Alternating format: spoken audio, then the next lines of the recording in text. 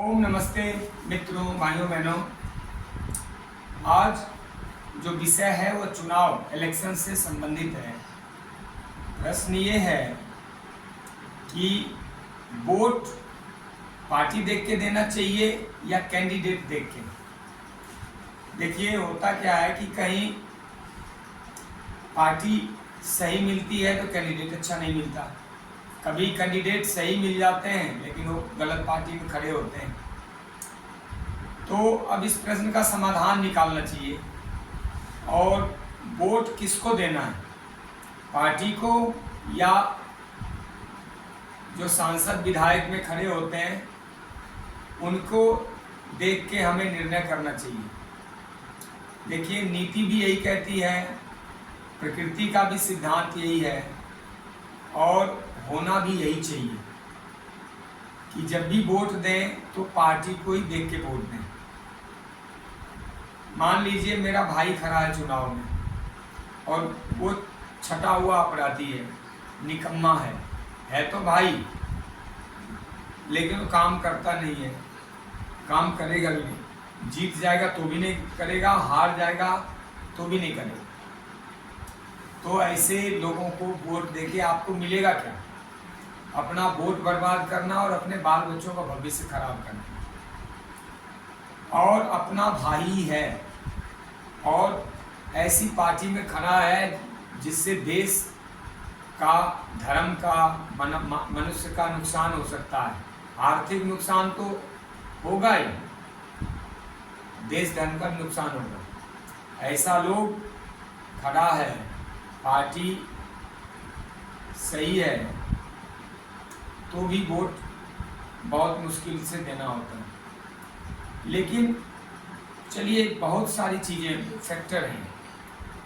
आदमी कई बार अच्छे होते हैं, उनकी सरकार नहीं होती है तो जो 5 करोड़ रुपए जो या 7 करोड़ जो मिलते हैं एमएलए को, 10-12 करोड़ एमपी को साल में, एलईडी फंड कहते हैं इसको, एमपी एलईडी, डेवलपमेंट करने के लिए, उसका वो उपयोग कैसे करते हैं। और अगर सरकार में हो तो ज़्यादा धन खर्च कर सकते हैं और सरकार भी मदद करती है। जिस क्षेत्र में जीता होता है सरकार, उस क्षेत्र में ज़्यादा हेल्प करती है क्योंकि वो क्षेत्र उसको सांसद या विधायक जीत के दिया हुआ। इतने सारे कन्फ्यूजन के बीच जो मेन बातें निकल के आती है कि हमें मित्र बोध और शत्रु बोध होना चाहिए।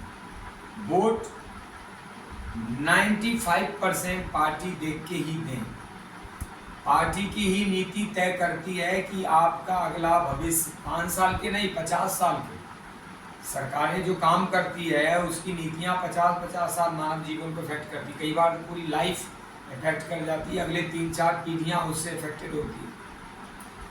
तो पार्टी देख के ही वोट देना बुद्धिमानी है, क्योंकि जब भी नीति लागू होगी, सुविधाएं मिलेगी, आर्थिक नीति, सुरक्षा की नीति, या आपको स्वतंत्रता, शिक्षा इत्यादि देने की नीति लागू होगी तो पार्टी ही उसका निर्णय करेगी। व्यक्ति कुछ नहीं होता लोकतंत्र में। व्यक्ति तो उस एक अंग भाग, एक छोटा सा बूंद है उस संगठन का, जिस संगठन के माध्यम से चुनाव लड़के सरकार बनाया जा रहा है। तो पार्टी को देख के, जैसे भारत की अभी जो व्यवस्था है उसमें मुख्य पार्टी एक भारतीय जनता पार्टी है और एक विपक्षी, मतलब 20-30 पार्टियां हैं। तो इसमें यदि निर्णय करना हो तो किसको दें, तो सीधी बात है, भारतीय जनता पार्टी का ही चुनाव करना चाहिए, क्योंकि एक पार्टी है और 10 साल ट्रैक रिकॉर्ड देख चुके हैं, सिद्धांत हम देख चुके हैं, देश, धर्म और सुरक्षा के लिए, अर्थव्यवस्था के लिए, बच्चों के भविष्य के लिए, शिक्षा स्वतंत्रता के लिए, फ्रीडम ऑफ स्पीच के लिए। ये बहुत अच्छा है। उस पार्टी को वोट दें जो जिसको हम परख चुके हैं। कांग्रेस को भी परख चुके हैं, विपक्षी को भी परख चुके हैं। इन लोगों ने मिलीजुली सरकार चलाई थी, रोज जूतम पैजा लत्तम खोरी कर रहे थे, और 50 साल तो कांग्रेस को भी देखा। ऐसे नियम बना रखे हैं, वक्फ बोर्ड, और मतलब 2 संविधान बना दिया कांग्रेस ने। एक संविधान जो एक वर्ग को सारी सुविधाएं दे रहा है, और एक संविधान जो है वह एक पूरा अधिकार मारे जा रहा है।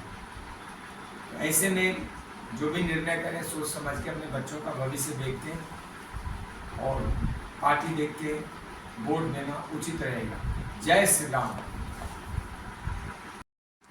चुनाव में वोट पार्टी देख के या कैंडिडेट देख के देना चाहिए। तो चुनाव में वोट हमेशा पार्टी देख के देना चाहिए, क्योंकि जो नीतियां लागू होगी, जो आपके जीवन में सुरक्षा, अर्थव्यवस्था, बाल बच्चों की शिक्षा, आपकी उन्नति, आपकी स्वतंत्रता जो लागू होगी वह पार्टी की होगी, किसी इंडिविजुअल की नहीं।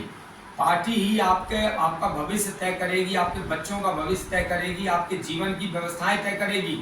कैंडिडेट कुछ नहीं होता लोकतंत्र में। पार्टी को वोट दीजिए ताकि वो पार्टी की नीतियों से देश लाभान्वित हो सके। जय श्री राम।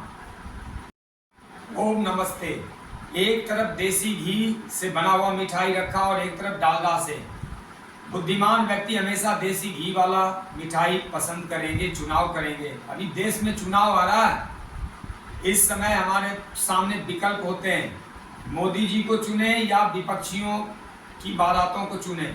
आंख बंद करके मोदी जी और भारतीय जनता पार्टी पे मुहर लगा के उनको विजयी बनाए और अपने बाल बच्चों के भविष्य, देश की अर्थव्यवस्था, धर्म, शिक्षा, स्वतंत्रता की रक्षा करें। जय श्री राम।